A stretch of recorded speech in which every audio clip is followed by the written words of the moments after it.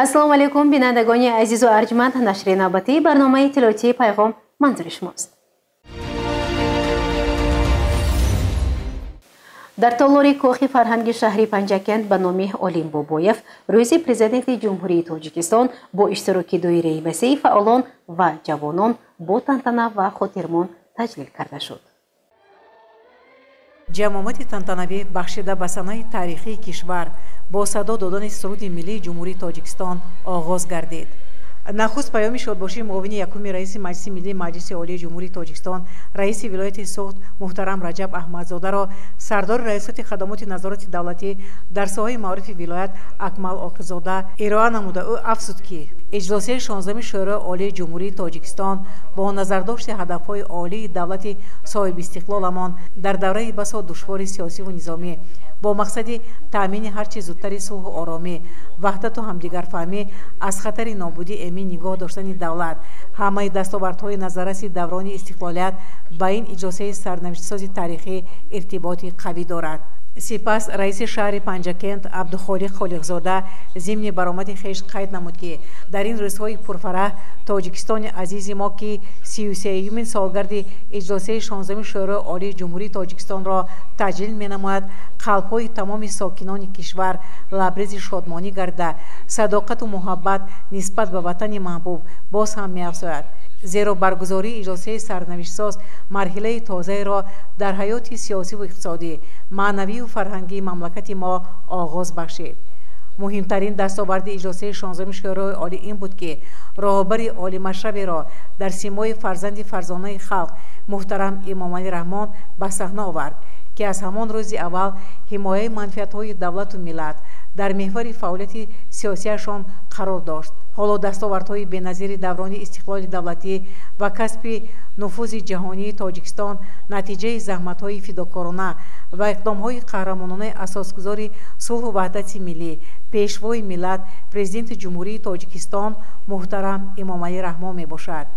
зеро маҳз заҳмату талошҳои пайгиронаи сарвари давлат буд ки фоҷиаи миллӣ дар мамлакат пешгирӣ ва дар роҳи давлатсозии миллӣ қадамҳои устувор гузошта шуданд. баъдан вакили иҷлосияи таърихии шӯрои олии ҷумҳурии Тоҷикистон Шириншоҳ Шафоатов сухан гуфта қайд намуд ки таърихи давлатдории навини тоҷикон ва сулҳу оромии кишвар аз иҷлосияи 16-ми шӯрои олии ҷумҳурии Тоҷикистон оғоз мегирад.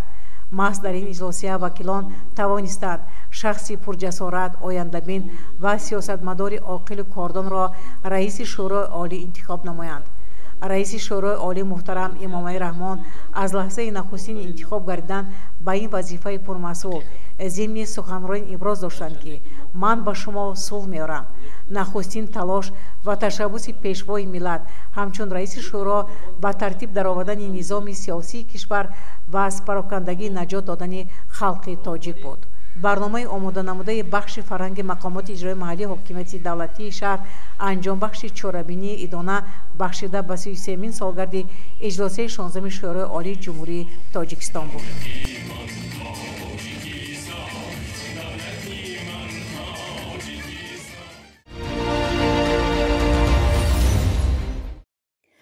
дар партави иҷрои дастуру супоришҳои асосгузории сулҳу ваҳдати миллӣ пешвои миллат президенти ҷумҳурии Тоҷикистон муҳтарам Эмомалӣ Раҳмон ва вазифагузориҳои раиси вилояти Суғд Раҷаб Аҳмадзода, раиси шаҳри Панҷакент Абдухолиқ Холиқзода бо мақсади арҷ гузоштан ба хизматҳои шахсонӣ бароманд собиқадорони некному пурдон аз ҷумла вакили шӯрои олии ҷумҳурии Тоҷикистон, иштирокчии иҷлосияи таърихии тақдирсозии 16-уми шӯрои олии ҷумҳурии Тоҷикистон, собиқадори хидмати давлатӣ ва соҳаи сохтмони иншооти обёрӣ Шириншоҳ Шафоатовро дидорбинӣ намуд.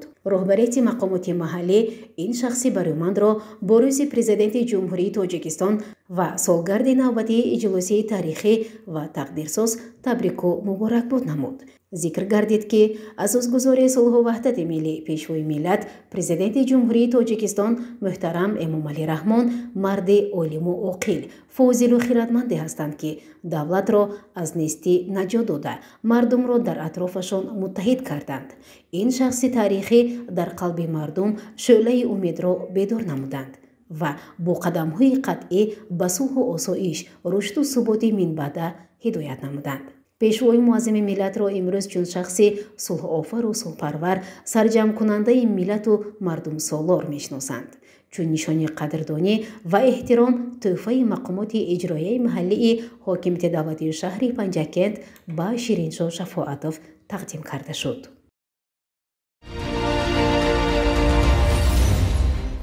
бо иштироки раиси шаҳри Панҷакент Абдухолиқ Холиқзода бахшида ба рӯзи президенти ҷумҳурии Тоҷикистон дар қисми сарҳадии 0203 маросими савгандёткунии навдаватшудагон доир шуд.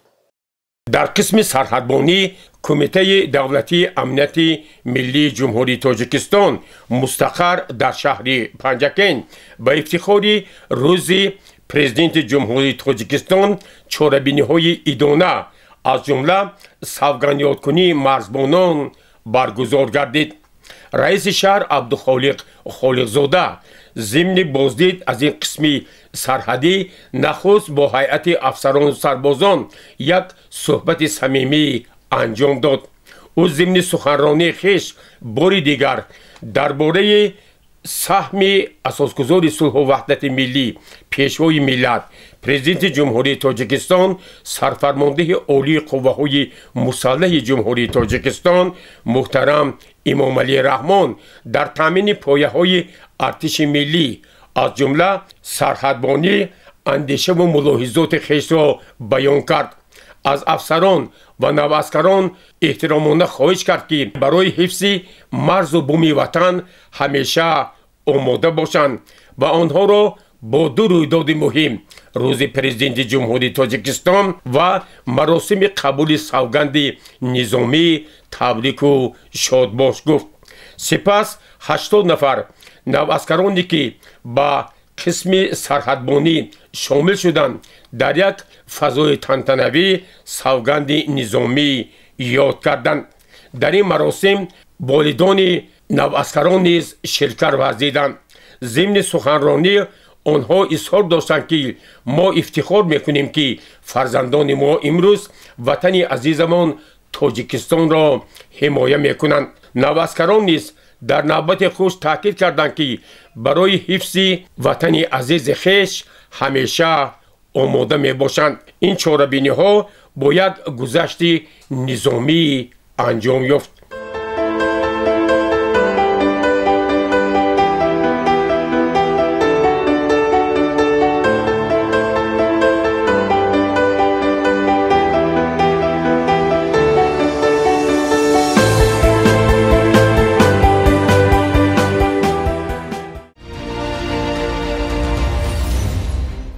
барномаро идома медиҳем.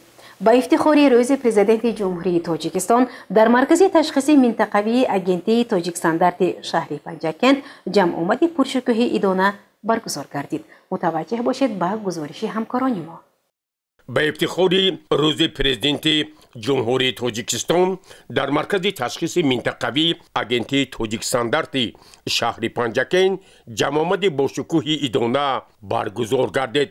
дар оғози ин ҷамъомат намояндаи агентии Тоҷикстандарти назди ҳукумати ҷумҳурии Тоҷикистон Каримов Манучер сухан гуфта, иштирокчони ин ҷамъомат ва мардуми диёри бостонии Панҷакентро бо ин санаи фархунда рӯзи президенти ҷумҳурии Тоҷикистон самимона табрику муборакбод намуд.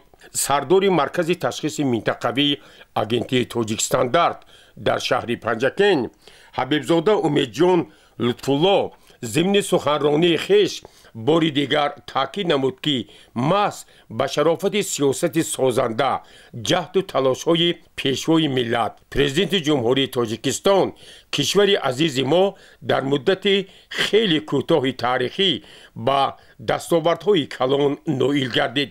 дар хотимаи суханронӣ Ҳабибзода Умедҷон Лутфулло бори дигар ҳамаи меъёршиносони минтақаи Зарафшон, шаҳри Панҷакент ва ҷумҳурии Тоҷикистонро бо санаи фархундаи рӯзи президенти ҷумҳурии Тоҷикистон табрику шодбош намуд ва изҳор дошт ки воқеан рӯзи президенти ҷумҳурии Тоҷикистон барои ҳар яки мо ифтихори бузург ба шумор меравад.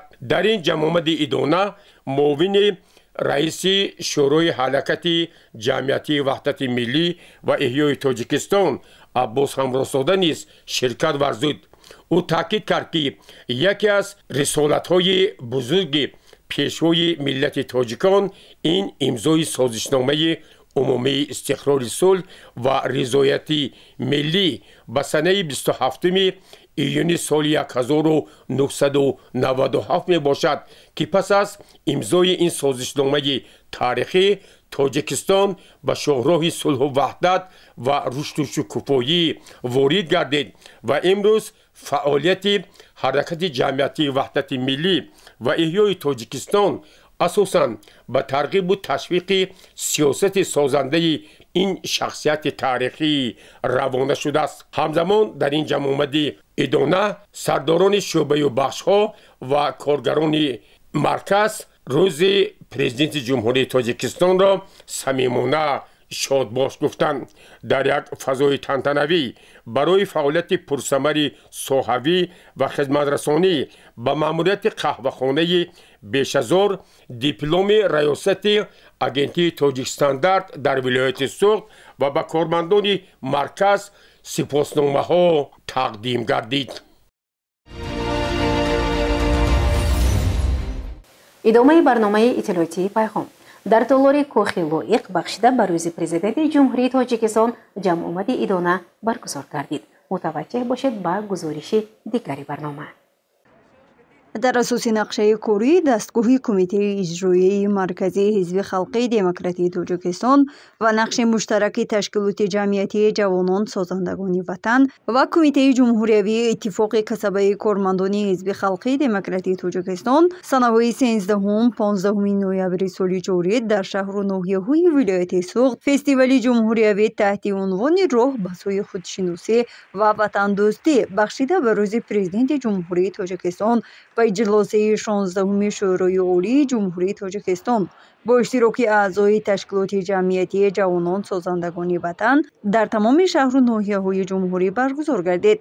در درآمدگاه شهری پنجکند اشتراکچیان این فستیوال مذکور پیشواز گرفته شدند. بعداً در تالار کاخ لایق شیرالی شهری پنجکند به مناسبت 33 سالگرد اجلاس 16 شورای عالی جمهوری تاجیکستان و روز پرزیدنت کشور همایشی تنتنوی دایر گردید. در آن معاون رئیس حزب خلقی دموکراتی تاجیکستان میرزا قاسم کریمزاده، رئیس کمیته اجرایی حزب خلقی دموکراتی تاجیکستان در ولایت سوخت جهانگیر سلیمزاده، راهبری نمایندگی تشکیلات جمعیتی جوانان سازندگان وطن آیت الله احمدوف، رئیس کمیته جمهوری اتفاق کسبه کارمندان حزب خلقی دموکراتی تاجیکستان خال میرزایف، معاون رئیس شهری پنجکند پروینه نقیبی اشتراک و سخنرانی نمودند. ضمن سخنرانی ها تاکید گردید که بهترین و مهمترین عمل بهر رشد استقلالیت کشور 16 نوامبر سال 1992 در قصر اربابی شهر خوجند برگزار گردیدن اجلاس 16 شورای عالی کشور می باشد. این اجلاسیه و سندهای حقوقی آن در حفظ دولتداری ملی و انکشاف نهادهای دموکراتی در تاجیکستان نقش حل کننده بازید.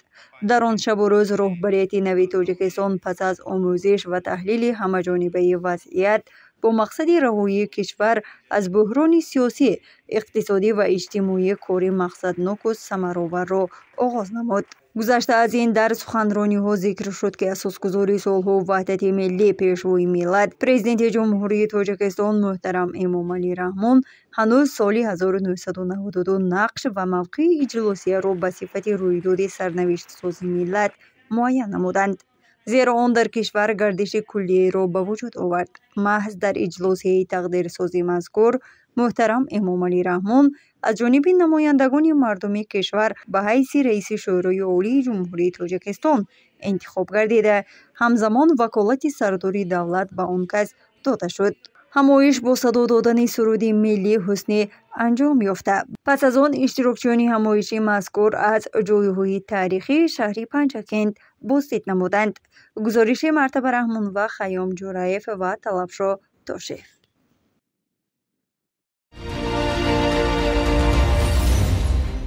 ایادت شخصانی یک و تنها معیبان و برجاماندگان همیشه در مد اول مقامات اجرایی محلی حاکمیت دولتی شهری پنجکند قرار دارد.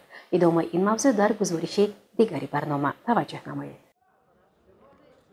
бахшида ба рӯзи президенти ҷумҳурии тоҷикистон муовини раиси шаҳри Панҷакент Парвина Нақибӣ ба муассисаи давлатии хонаи интернати Пиронсолон ва маъюбони шаҳри Панҷакент рафта бошандагони ин муассисаи иҷтимоиро бо рӯзи фараҳбахш аз номи раиси шаҳри Панҷакент Абдухолиқ Холиқзода шодбош гуфт. зини суҳбат бо аёдатшудагон аз дастгириҳои мунтазам ва пурсамари асосгузори сулҳу ваҳдати миллӣ пешвои миллат президенти ҷумҳурии тоҷикистон муҳтарам Эмомалӣ Раҳмон нисбати пирону ятимон, маъюбон ва шахсони яккаву танҳо ёдоварӣ намуда гуфта шуд ки мақомоти иҷроияи маҳаллии ҳокимияти давлатии шаҳри Панҷакент шахсони хайрхоҳу савобҷӯ соҳибкорон низ барои татбиқи дастуру супориш ва ташаббусҳои наҷиби пешвои муаззами миллат дар ин самт аз ҳамаи имконот истифода менамоянд. ҳамзамон барои бошандагони хонаи интернати Пиронсолон ва маъюбони шаҳри Панҷакент дастурхони идона ороста шуда аз тарафи бахши фарҳангии шаҳр барномаи консертӣ низ ташкил карда шуд. бошандагони хонаи интернат аз дидорбиниву ғамхориҳои ҳамешагии мақомоти маҳаллӣ шод шуда барои таҳкиму устувории сулҳу ваҳдати миллӣ ва давлати соҳибистиқлоламон дуои хайр карданд. бояд гуфт ки дар ин муассисаи иҷтимоӣ барои бошандагон ҳамеша шароити мусоидӣ буду бош муҳайё буда онҳо бо ғамхориву дастгирии ҳамешагии давлат фаро гирифта шуданд.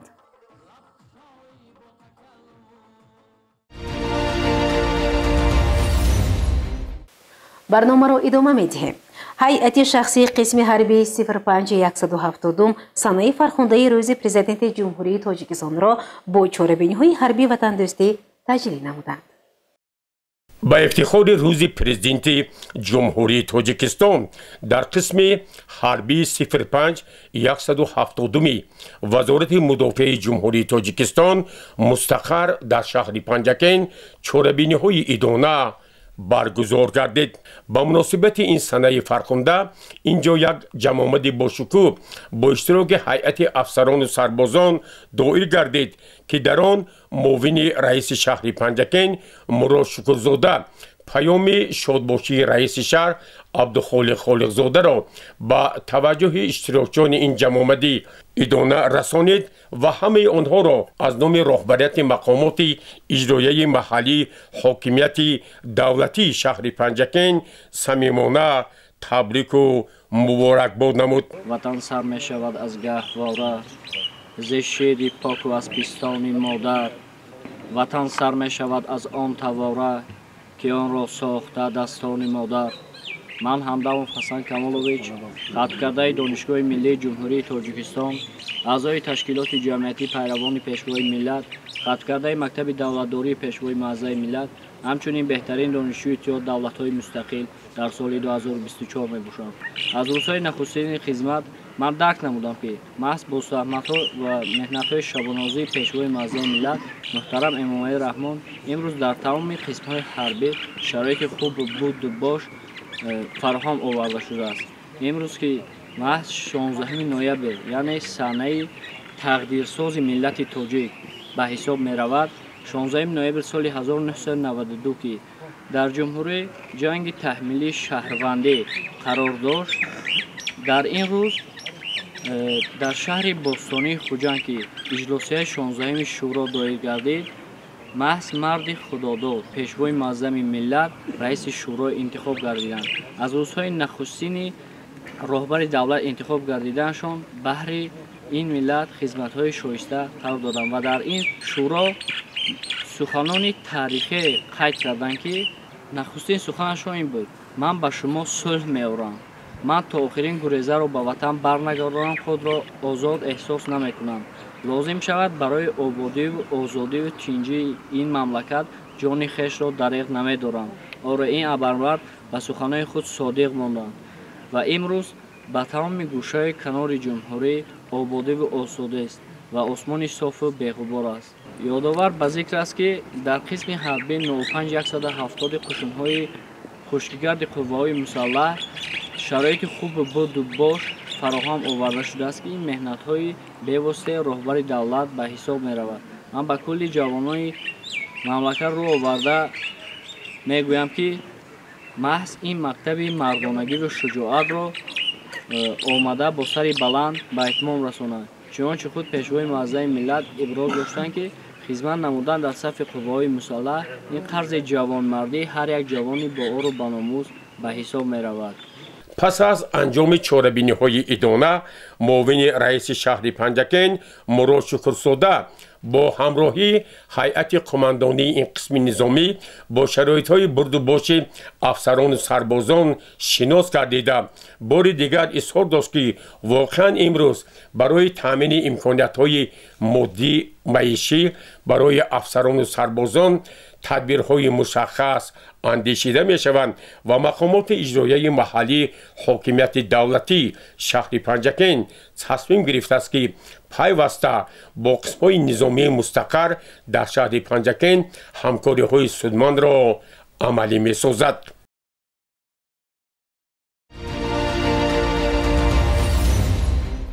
آموزگاران و دانشجویان مؤسسه دولتی لیسه کسبی تکنیکی شهر پنجکن سنه تاریخی کشور 33 سالگرد اجلاس 16 شورای عالی جمهوری تاجیکستان را با تنتنه‌های خاطرمان تجلیل نمودند. چهاربینی تحت عنوان پیشوای ما افتخار ما برگزار شد. آن را معاون دیرکتور اوید با تعلیم برنا صابر و آغاز بخشته سرود ملی جمهوری تاجیکستان صدا داد. در چهاربینی معاون رئیس شهر پنجکن مراد شکرزاده شرکت ورزیده قید نمود که سنه 16 نوامبر برای ملت تاجیک روزی است که تقدیر همه خلق تاجیک را معین نمود. این روز برای ما ملت تاجیک روزی تاریخی و فراموش ناپذیر است، زیرا در قصر ارباب خواجگی به نام سید خواجه ارون خواجوی ناحیه باباجان غفارов محض سال 1992 ملت تاجیک راه آینده خود را معین و امام علی رحمان را رئیس شورای عالی جمهوری تاجیکستان انتخاب کردند. ما خوب آگاهیم که بعد به دست آوردن استقلالیت در کشور گروه منفعتخواه از جانب خواجگان خارجی پشتیبانی یافته آن تا به جنگ شهروندی رسید. کشور ما را گرداب جنگ و خونریزی، ناآرامی سیاسی به کلی فرا گرفت. اجلاس 16 شورای عالی جمهوری تاجیکستان به خلق تاجیک راهبر پرتجربه و شخصی خیرتمند و قهرمان کشور را هدیه ساخت. خدمت‌های پیشوای ملت به خلق و وطن از زمان جنگ شهروندی تا رسیدن به کشور امن‌ترین و آرام باعث ستایش است.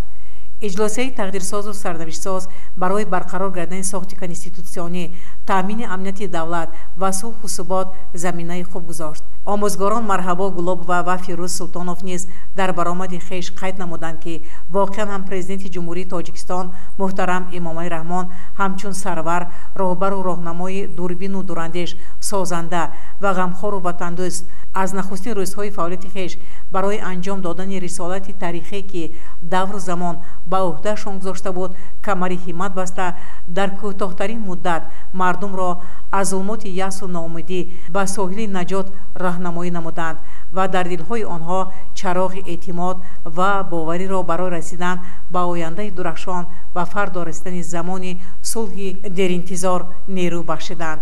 بیشک این اجلاس همچون جلسه تاریخی در خاطر نه تنها امروزیان بلکه در دل و دیده نسل‌های آینده نیز جاویدانه باقی خواهد ماند. می‌سازد که امروز ما از پیشروی و شکوفایی وطن عزیزمان که محض از اجلاس تاریخی و تلاش‌های خسته‌ناپذیر پرزیدنت محبوبمان سرچشمه می‌گیرد شکرگزاری نماییم. از دستاوردهای بزرگی در طول این سالها به میان آمده یادآور شویم، زیرا این امر در تربیت نسل امروز آینده و تحکیم خودشناسی و خودآگاهی تأثیر نیک گذاشت. همینطور چهاربینی خیلی خاطرمان بود و با ساده دادن سرود ملی جمهوری تاجیکستان انجام یافت. گزارش میسره طلایeva و شهباز قربانوف.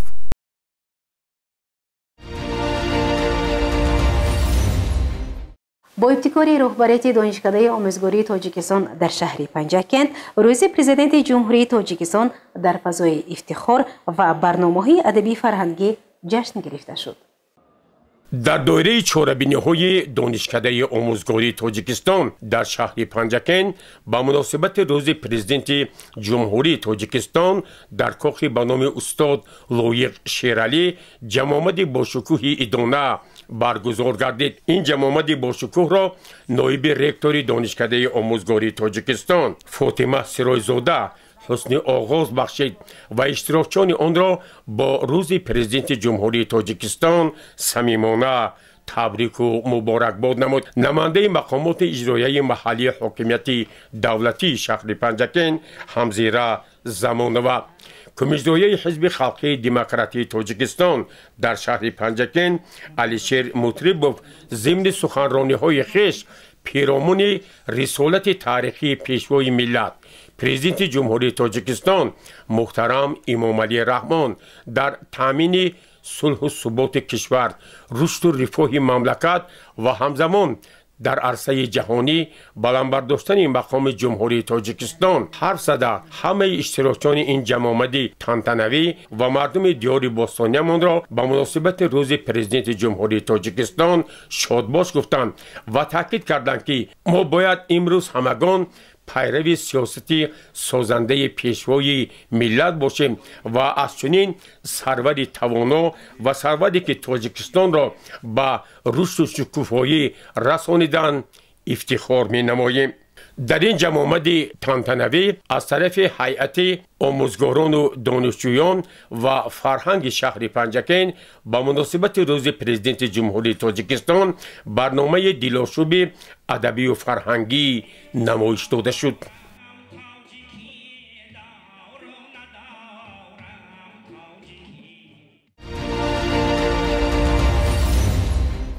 در مؤسسه دولتی کالج طبی شهر پنجکند سنه تاریخی اجلاسی 16 شورای عالی جمهوری تاجیکستان را با تنتنه استقبال نمودند.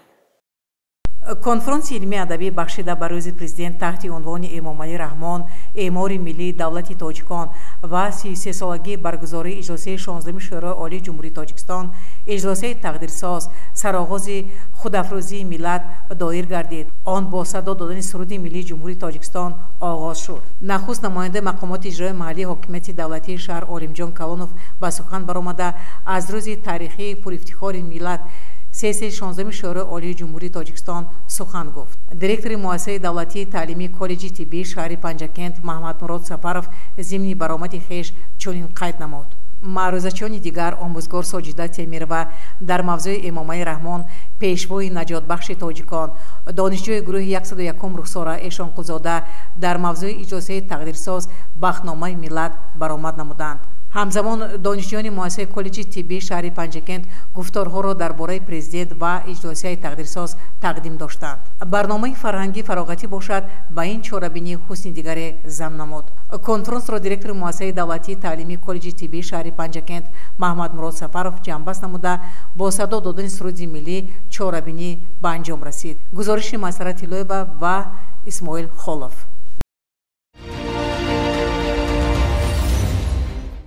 ادامه این موضوع در مؤسسه دولتی آثارخانه جمهوری تاریخی و کشورشناسی به نام استاد ابو عبدالله رودکی بخشیده به 33مین سالگرد اجلاسی 16 شورای عالی جمهوری تاجیکستان کنفرانس علمی نظریوی برگزار گردید. متوجه باشید به گزارش همکاران ما. السلام علیکم بینندگان گرامی. امروز در آثارخانه جمهوری تاریخی کشورشناسی به نام استاد ابو عبدالله رودکی کنفرانس علمی نظریوی تحت عنوان نقش اجلاسی 16 شورای عالی جمهوری تاجیکستان در تحکیم صلح و بهمایی در تاجیکستان دایر می‌گردد. نخست معاون دیرکتور مؤسسه دولتی آثارخانه جمهوری تاریخی کشورشناسی به نام ابو عبدالله رودکی فیروزه روحولова اشتراکداران کنفرانس را خیر مقدم گفته قید نمود که اجلاسی 16 شورای عالی جمهوری تاجیکستان مسئولیت گران سروری کشور را به دوش فرزند اصیل و فرزانه ملت محترم امامعلی رحمان گذاشت و محض با حسی بلند مسئولیت شناسی این مرد اصیل توانست آتش جنگ داخلی را در تاجیکستان فرو نشاند. اهمیت بزرگ تاریخی اجلاسی 16 شورای عالی جمهوری تاجیکستان نه تنها آغاز تاریخی نوین تاجیکستان صاحب استقلال بلکه رشد و نموی امروز و فردای تاجیکستان عزیز است و نمایندگان مردم از همان وقت سرنوشت خلق تاجیک را به دست شخصیت بزرگ عصر محترم امامعلی رحمان سپرید و جناب عالی توانستند ملت تاجیک را متحد و یکپارچگی تاجیکستان عزیز را تأمین نمایند. سپس وکیل اجلاسی 16 شورای عالی جمهوری تاجیکستان شیرینشاه شفاعتوف از برگزاری و اهمیت تاریخی اجلاسی سخن گفته افزود که درباره نقش 16 برای تاجیکستان یکمش همین را گفتنی هستم که آن چیزی که برای ما پیش آورد نقش تیز 16 یکمش این که صلح و وحدت ملی از سیاسی 16 آغاز شد. از انتخاب جناب عالی امام علی رحمان که امروز صلح تاجیکان آشتی برپا گردید. صلح تاجیکان بسیاری قماندانان برطرف همش آمده در این سیاسی عقلقه قدم اولین برای صلح گذاشتند. این روزهای اولی کاری سیاسی بود. از همین روز سر کرده 5 سال در مدت 5 سال مردم ما تا همه مردمایی که جنگ زده بود و یک وحدت ملی روی آوردند. به نهایت در این کار در این سام رول مرد بزرگ ابدمرد امام علی مردی که برای تاجیکان صلح آوردند اساسگزار صلح و وحدت ملی امام علی رحمان کلان است. از همین خصوص گفتنی هستم که 5 سال مبارزه از سال 1992 تا 97 جنگ خانمانسوزی برادرکش یگانه آدمی که توانستند با ناترسی با دلیری خود همه گریزگانی که سرگشته پریشان بودند جمع آوردند. یگانه مقصد اولشون بود. دومش آن که این صلحی که این کس آوردند در امروز در اکثریت سازمان‌های ملی آموخته می شود. یکمش پس نمودن سطح کم بضاعتی، دومش برآمدن از گنبست کمیونیکاسیونی. از این هم ما برآمدیم. امروز سطح اساسی که ما با پیشنهاد کردیم این پیشرفت صنعت، پیشرفت با سرعت صنعت، همه این خلاصه از آن است که خدمت‌هایی که در این مرد بزرگ برای ملت ما کردند و هر یک حرفای طلایی خواهند در تاریخ تاجیکان خواهند نوشت. خودی پنجکین امروز ما منامینه برعلا حس میکنیم که همه آن خدمت‌هایی که من کردن، راههای اسفالت بزرگی که من از طرف دوشنبه تا عینی میآید، راه خیلی بلند شدت 200-500 کیلومتر که میآید، سیروم خدمتی از همه بزرگی که با همه جانانیان معرفی کردن سرازم باستانی. ما گفتم اگر پیشتر پنجکند را با یک خودی در حدود اتحاد شوروی میدانستند، امروز جهانیان همش این را میدانند و درک میکنند. امروز در سطح آن تشکیلات دولت‌های متحد همه تاجیکستان را دیگر خیلی قبول میکنند. آغاز بخش این کار سیاسی 16 بود و اساس این کار انتخاب مرد بزرگ، مرد سرمند ملت امام علی رحمان. اما مردم شرفمند تاجیک مهر و صمیمیت و اخلاص و اعتقاد خویش را نسبت به پرزیدنت مملکت اساسگزار صلح و وحدت ملی پیشوای ملت جناب عالی محترم امام علی رحمان و سیاست عاقلانه و سازنده‌شان با کمال قناعتمندی و ارادت ابراز می‌داریم. شکر دوران آزادی و استقلالیت می‌کنیم و دستاوردهای تاریخی کشور و آبادی دیارمان که به شرافت این فرزانه ملت سیاستمدار برجسته زمان تجسمگر دولت نوین تاجیکان، پیشوا، راهبر، راهنما و سرور معظم تاجیکستان صاحب استقلال ما امکان پذیر گردیده است. بس می‌بولیم و می‌فخریم. در ادامه فرهاد نظاموف دارنده مدال خدمت شایسته، کارمند شایسته تاجیکستان، سابق دیرکتور آثارخانه، عبدالرؤف رزاقوف نامزد علم‌های تاریخ، اعضای شورای علمی آثارخانه، آبلاقو رضایف رئیس شورای سابقان جنگ و محنت ضمن سخنرانی خویش ابراز نمودند که اجلاس 16 شورای عالی جمهوری تاجیکستان در تاریخ با حرف‌های زرین با نام اجلاس تقدیرساز ثبت یافته است که برای ملت تاجیک و تاجیکستانیان اهمیت نهایت بزرگ داشتن انجمن مذکور را تاکید می‌سازد. تیر ماه سال 1992 بهر برقرار کردن صلح و ثبات، ساخت کنستیتوسیونی و کلان مردمی از سراسر کشور برای برگزار نمودن اجلاس 16 شورای عالی به قصر ارباب شهر خوجند آمدند. کار اجلاسیه از 16 نوامبر تا 2 دکامبر دوام کرد و راه نجات و احیای دولتداری ملی را هموار ساخت. واقعا سرنوشت تاجیکستانی صاحب اقلال با این اجلاس خاطرمان پیوندی ناگسستنی دارد، زیرا محض همین انجمن راه خطر نابودشوی دولت و ملت را گرفته آتش جنگ شهروندی را خاموش ساخت و ساختار فلجگرده حاکمیت دولتی را برقرار نمود. کارمند آثارخانه مدیر شعبه معاصر ظاهر و نصیبه در موضوع اجلاس صلح‌آور و سرنوشت‌ساز سخن گفت. دولت تاجیکستان رو با مشقت‌های زیاد با جان‌نثاری‌های مردم تاجیکستان با سروری پیشوای معظم و اساسگزار صلح و وحدت ملی پرزیدنت تمام محترم امامالی رحمان از ارتعاف هلاکت برآوردند و وعده‌هایی که در این اجلاس پیشوای ملت به مردم تاجیک داده بودند که من تا آخر گریزگان رو به وطن برمیگردانم، به صلح می‌آورم به دیارمون، اینچنین دولتی دموکراتیک حقوق بنیاد و دنیوی رو برپا می‌نمایم. من از گذشت این اجلاس 33 سال سپری شد و همه اون وعده‌هایی که جناب عالی اساسگزار صلح و وحدت ملی پیشوای ملتمان در این اجلاس قسم خورده وعده داده بودند، همه این وعده‌هاشون رو اجرا نمودند و ما باید که هر یک فرد جامعه شکر وطن صاحب استقلال نموده به قدر صلح و آسایشتگی رسیم و یک جا زیر رهبری پیشوای معظم ملتمان محترم امامالی رحمان برای گلگشایی کشورمان سهم ارزنده خود را گذاره. سپس دانشجوی کالج آموزگاری اندیشه‌هایش را چنین بیان داشت: شهرستاده ماهره می باشم. امروز برای هر یک دولت ملت تاجیک افتخار از آن دارم که در 16 شورای عالی سال 1992 در اجلاس 16 شورای عالی ابرمرد تاریخی فرزند ملت تاجیک محترم امامالی رحمان پیشوای معظم ملت به عرصه سیاست آمده در این روز تاریخ ملت تاجیک حل گردید.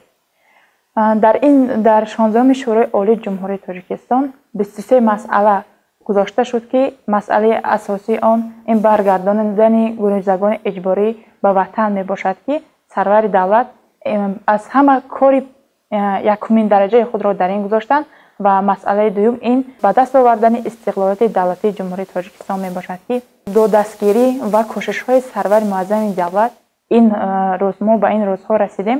کل جوانان تاجیکستان افتخار از آن داریم که زیر سیاست پرتو خردمندانه اساسگزار صلح و وحدت ملی زندگی و کار و فعالیت می‌نماییم.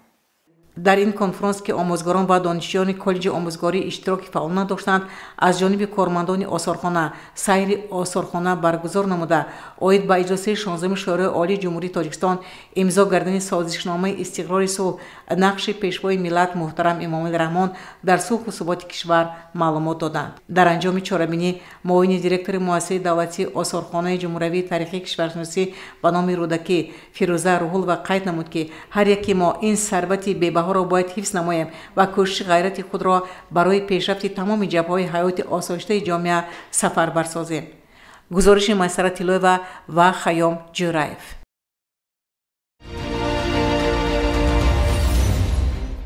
آموزگاران و خوانندگان مؤسسه تحصیلات میانه عمومی رقم 19 دهه میکته جماعت دهاتی اماندره با افتخار روز پرزیدنت جمهوری تاجیکستان کنفرانس علمی عملی برگزار نمودند.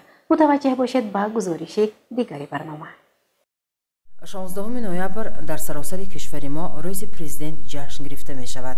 سرنوشت در یک زمانی پرتلاطم و هلاکتبار و ملت تاجیک شخصیت را اهدا کرد که می توانست راه نجات او را پیدا نماید. این شخص اساسگزار صلح و وحدت ملی پیشوای ملت پرزیدنت جمهوری تاجیکستان جناب عالی محترم امامالی رحمان بودند. بخشیده به 33مین سالگرد اجلاس 16 شورای عالی و روز پرزیدنت در مؤسسه تحصیلات میانه عمومی رقم 19 دهه میکته جماعت دهاتی اماندره با اشتراک نمایندگان شعبه معارف محمدیف عبدوکیل و میرزایف سعادت در بین خوانندگان صنف‌های 10 و 11 کنفرانسی علمی برگزار شد. با صدا دادن سرود ملی جمهوری تاجیکستان کنفرانسی علمی آغاز گردید.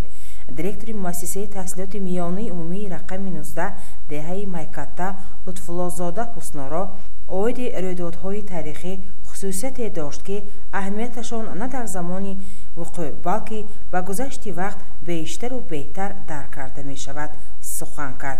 سپس خوانندگان در وصف اساسگزار صلح و وحدت ملی پیشوای ملت پرزیدنت جمهوری تاجیکستان محترم امامالی رحمان پارچه‌های شعری قرائت نمودند. پیر و جوان کشور لرزان زیدی نیجان بود، سرسان و خانوی را از دست جاهلان بود. تا آمدی به میدان ای پیشوای ملت، گشتی به روزی سختی مشکل کشای ملت. ای رهنمای ملت، زور و توانی ملت، گردیده ریش پیوند جانت به جانی ملت. سلام ای پیشوا مردی خداداد، بکردی از سرینه کشور آباد. همه احسن همه خانه تحسین، به آن فرزانه مادر کی تو را زاد. پی حفظی وطن از خواب ماندی، گهی از دیده جای اشک راندی.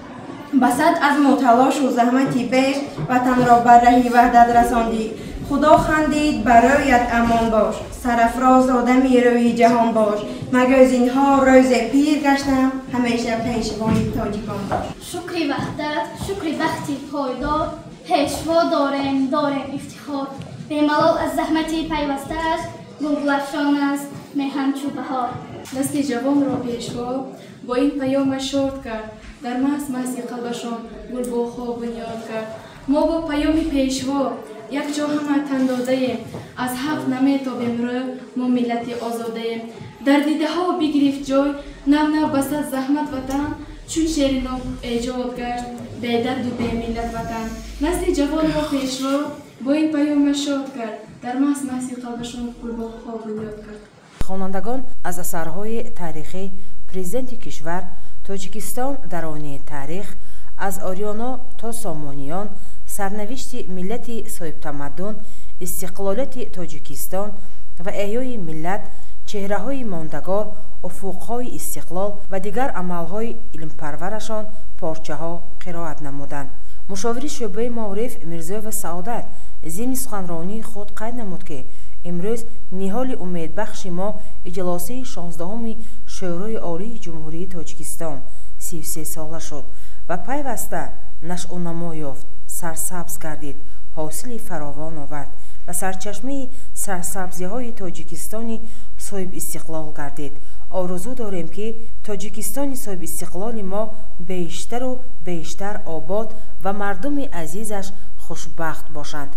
بگذار کشور ما با پیشوای معظم ملت محترم امام علی رحمان به ترقیات و گلگشکفانی دائمی برسد.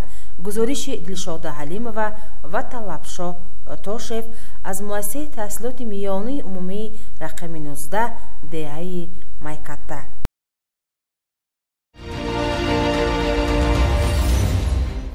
تماشاگران عزیز و ارجمند، در همینجا برنامه اطلاعاتی پیغام به پایان میرسد. برای هر یک شما سلامتی را خواهانیم. خیر، شاد و پیروز باشید.